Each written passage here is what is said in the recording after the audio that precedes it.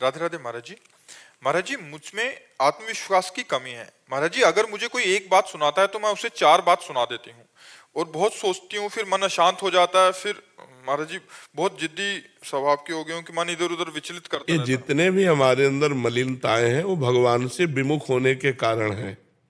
अगर हम भगवान के सन्मुख होकर भगवान का यशोगान सुने, भगवान का नाम कीर्तन करें, भगवान की आराधना करें, तो हमारे अंदर दिव्य दैवी सद्गुण आ जाए।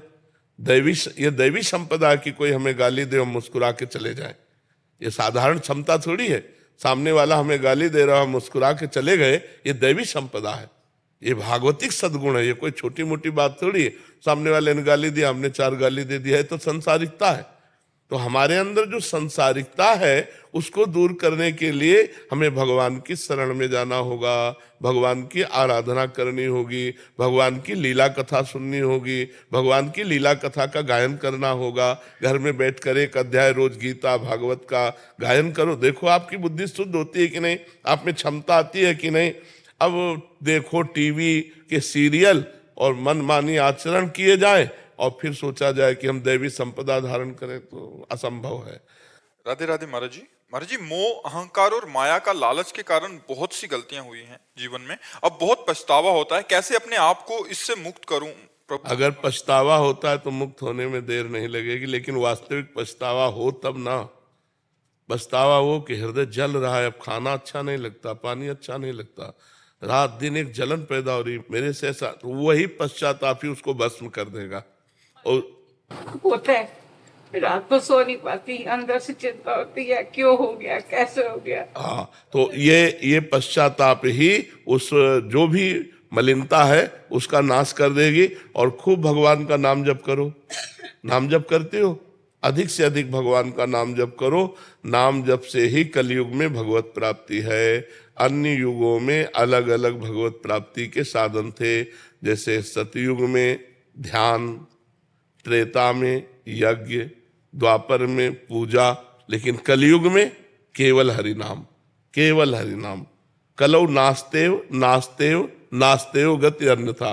भगवान श्री कृष्ण द्वैपायन व्यास देव जी महाराज 3 बार कहते हैं कि बिना हरि नाम के किसी का भी कल्याण नहीं हो सकता, नहीं हो सकता, नहीं हो सकता।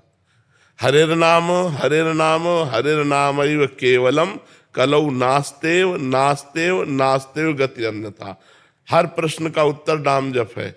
नाम जप करो, आप देख लो, हर प्रश्न का उत्तर समाधान आपको मिल जाएगा। हर बात का समाधान, हर संकट का समाधान, हर चीज जो चाहिए वो सब नाम कल्पतरु। जप के तो देखो। अब नाम न जप करो, भगवत विमुख होकर गंदे आचरण करो, चाहो सुख तो कैसे प्राप्त हो सकता है। सुख सिंधु भगवान से विमुख होकर किसी को सुख मिला है? इस मलिन माया के भोगों में कहीं सुख है? जितने भोगे सब हाथ मलते रह गए और यहाँ से चले गए। मनुष्य जीवन का जो परम लाभ है वो है परोपकार करो और नाम जप करो। अगर 4 रोटी भगवान ने दिया है तो 1 रोटी अपनी 4 में से निकालो, पशु पक्षियों को बांट दो, भक्त को पवा दो, किसी गाय को दे दो, किसी वैष्णव को दे दो, और अपना पेट पालो। 3 रोटी से पूरे परिवार का ऐसे चला जाता है गृहस्थी में।